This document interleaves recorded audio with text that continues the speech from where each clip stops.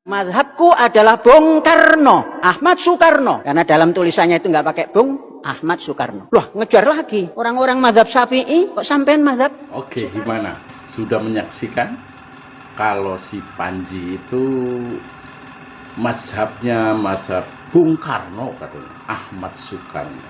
Tapi kalau saya punya mazhab ya. Selamat siang, selamat berjumpa lagi di channel Pak Diasan. Kali ini saya akan membahas pondok pesantren Al-Zaitun yang dipimpin oleh si Panji Gumilang. Saya juga namanya Panji, cuman Panjinya Panji tukang ngopi. Makanya dari itu simak video ini tentang Panji Gumilang yang akhir-akhir ini viral di media massa. Maka dari itu jangan sampai di skip video, tonton sampai selesai. Marilah kita simak video Panji yang kontroversi selama ini. Selamat menyaksikan. Madhabku adalah Bung Karno, Ahmad Soekarno. Karena dalam tulisannya itu nggak pakai Bung Ahmad Soekarno. Loh, ngejar lagi. Orang-orang madhab Syafi'i kok sampean madhab Soekarno itu gimana? Dengarkan, hampir 1 abad. Artinya kalau 3/4 abad itu sudah lebih 9 atau 10 tahun. 84 tahun yang lalu. Bung Karno menerajang Muhammadiyah. Yang dianggap Bung Karno, Muhammadiyah itu bisa diikuti oleh kaum intelektual. Dulu bahasanya bukan intelektual, intelektual. Lah kok ini masjidnya masih ada tabir-tabir? Dilabrak oleh Bung Karno. Aku masuk ke Muhammadiyah karena aku tahu tujuan Muhammadiyah adalah bisa diterima oleh akal intelektual. Tapi setelah saya melihat ini, di masjid ada tabir, ada musyawarah Muhammadiyah, ada tabir, saya akan keluar kalau tidak dirubah. Tabir adalah merupakan simbol perbudakan wanita. Kapan itu dibaca oleh Syekh? Saya kenalkan dulu, mengapa Syekh kok mengatakan madhab Bung Karno. Pada tahun 57, Syekh baru berumur 11 atau 12 tahun. Tapi sekolahnya masih kelas 4 rakyat. Karena saya masuk sekolah itu 2 kali ditolak. Karena suruh megang telinga sini. Yang pertama nggak bisa megang. Suruh pulang. Tahun kedua masih belum bisa megang. Sedangkan adik nisan saya yang saya lihat itu kecil. Kok sudah diterima? Nah saya jangkung kok nggak diterima. Tanganmu belum sampai nak. Ah ya sudah. Jadi 2 tahun. Berarti umur 8 lah. 9 baru masuk. Tahun 57. Kalau tidak salah bulan Agustus waktu itu. Sebelum subuh saya sudah dibangunkan oleh orang tua. Nah, tangi, kalau bapak, Pak, durung subuh, Pak. Sholat nok dokar. Sholatnya di Delman. Wah, aneh lagi. Pak, sholat nok Delman, nok ndiwa iso sholat, nak. Ayo, melaku. Itu mulai otak saya itu macam disamber. Iki piye wae bapak iki. Nok sholat nok ndiwa kok iso. Iki nok nggone dokar. Nok perahu sing ngalor ngidul mlakune oleh. Iki dokar ngidul. Ngulon ya ngadep nganan, nak, sholat engko. Terus dioyak-oyak. Dokar bagaimana Pak? Ya tambah anggring, enak. Ketemu Gusti Allahnya enak. Nah sudah, dapat. Ceplak. Otak saya seperti disentil. Tapi yang nyentil orang tua, ya nggak apa-apa. Ada apa Pak? Ini nanti Bung Karno akan lewat. Katanya mau meresmikan semen Gresik. Ya antara bulan-bulan Agustus begitulah. Karena nggak lama terus Agustusan. Tahun 57. Kereta api Pantura yang menuju Pasar Turi itu, Bung Karno naik situ. Kemudian di perapatan setelah kota Lamongan, ada perapatan namanya Deket itu mungkin deket kepada Lamongan. Di situ berbaris kita, dipanggul oleh orang tua, suruh jabat tangan kepada Bung Karno yang di kereta api. Jabat tangan, aku kenal Bung Karno. Bapak belum kan, nggak jabat tangan? Duluan saya Pak.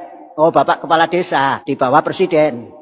Anakku kan belum jadi apa-apa. Salaman. Nah, sudah salaman. Mulai memandang Bung Karno. Kemudian lihat songkok Bung Karno itu kok tinggi. Songkok Bapak nggak terlalu tinggi. Pak, nanti kalau saya sudah bukan bocil, songkok saya akan ditinggikan seperti songkok Bung Karno. Makanya orang pada heran, itu songkoknya kok tinggi-tinggi. Songkok Bung Karno.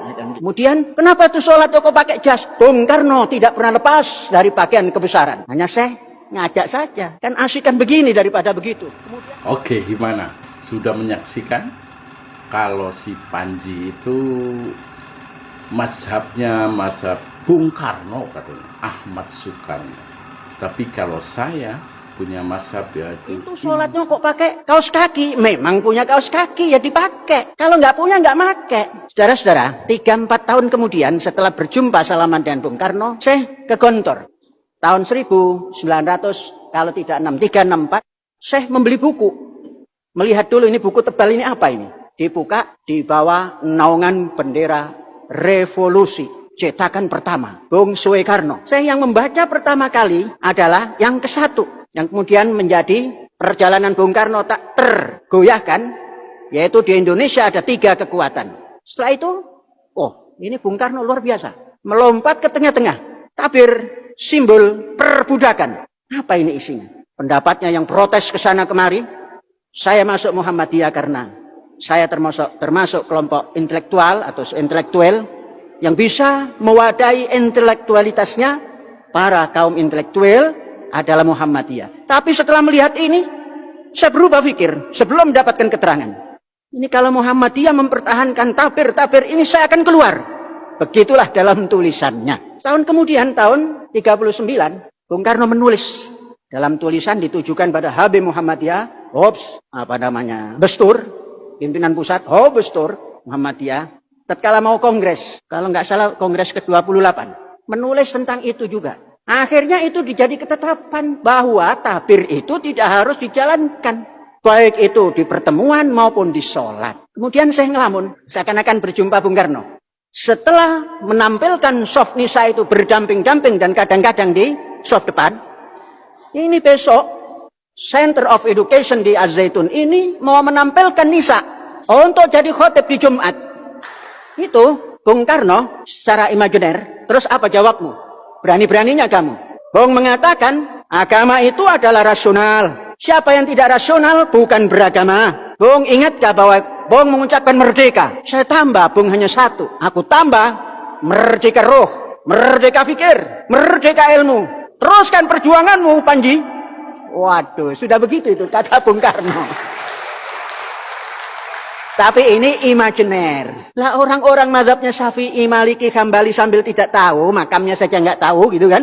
Itu ngotot. Lah ini Bung Karno pernah salaman, punya buku bisa dirujuk. Rujuk.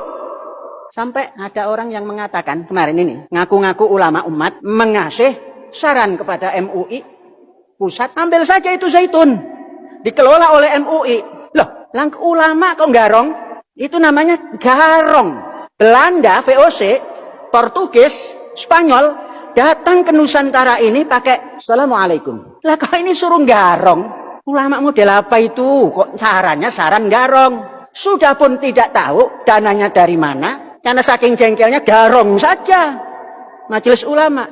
Kalau majelis ulama sama sekali tidak berkaitan juga tidak apa-apa. Sebab ulama itu kata Imam Ghazali, walaupun itu bukan ungkapan Imam Ghazali, tapi dinukil oleh Imam Ghazali. Apa kata Imam Ihya Ulumuddin?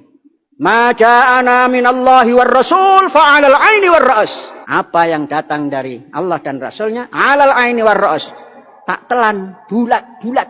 Ma ja'ana minas sahabah. Apa datang dari sahabat, nakhudh ba'd, natruk ba'd. Diambil sebagian, tinggal sebagian. Enggak usah dicaci. Wa ma ja'ana minal ulama, hum rijal. Nahnu rijal. Dia laki-laki. Kita pun laki-laki. Itu Imam Ghazali yang tidak pernah punya anak dan tidak pernah punya istri. Ngaku rijal. Lah kita punya anak, punya istri, punya bacaan, punya ini kok enggak berani. Hum rijal. Apalagi yang ecek-ecek, enggak masuk. Ada lagi yang dekat. Yang mengaku majelis ulama. Mengatakan tidak ada pentingnya zaitun itu. Enggak bermanfaat. Seakan-akan sudah pernah menginjak. Padahal rumahnya dekat. Itu yang dinamakan fi qulubihim marad. Fazadahumullahu maradon. Az-zaitun tidak punya manfaat bagi masyarakat. Yang ngaku kiai di sebelah sana. Berapa ratus hektar tanahmu yang kamu berikan pada rakyat untuk digarap. Kan itu anggarannya mereka itu dari APBD atau APBN. Nah, sedangkan kita, anggaran kita itu dari dengkol dewe, dari keringet dewe, dari pikiran sendiri. Maka bebas. Tanya masyarakat lingkungan. Dari Kandang Haur sampai sini, Kroya. Sampai Gantar, sampai Hargelis. Tiap hari masyarakat itu masuk. Yang tidak masuk memang nggak punya kepentingan. Yang punya kepentingan kerja, masuk. Nah kalau wartawan TV apa itu yang abal-abal lah. Yang nerangkan juga nggak etis. Ya masa Idul Fitri terus pakaiannya auratnya abal-abal begitu. Bercerita tentang sholat. Gak memper. Kata orang Jawa Timur, rek gak cocok rek. Gak memper. Lah kok mengatakan Az-Zaitun tidak bisa dimasukkan, susah dan lain sebagainya. Ulama. Jadi asik ini, kita diem saja, yang nambaki majelis ulama pusat sana. Sah-sah saja, namun makruh. Lah makruh bukan hukum, makruh itu. Makruh itu abu-abu. Matahari masih bersinar, kemudian ada awan melintas. Ya tetap saja jam 12. Nahdlatul Ulama juga begitu. Loh, sah-sah saja. Yang mengatakan sah-sah saja itu dimarahi juga oleh Islamofobia ini. Terus siapa yang Islamofobia? Muslim yang tidak memahami dan tidak menggunakan akal sehat. Kalau banyak membaca, enggak. Ini sebentar lagi khotib Jumat pelajar putri. Terlepas Departemen Agama mau marah juga enggak apa-apa. Jangan sampai putri Muslim ini terbelenggu, jadi budak dalam morality. Sholat saja dipakai tabir. Najis amat ini perempuan. Ada ke depan dikomentari, najis amat itu perempuan. Dan Idul Fitri adalah hari raya untuk makan-makan. Setelah 1 bulan suntuk, kita menahan makan di pagi hari, siang hari, dan baru di malam hari kita makan. Kita masuki Idul Fitri, hari makan-makan. Al-Fitru yauma yafturun nas. Hari Idul Fitri adalah hari di mana manusia mukmin, manusia muslim menunaikan makan-makan di pagi hari. Ini pedoman.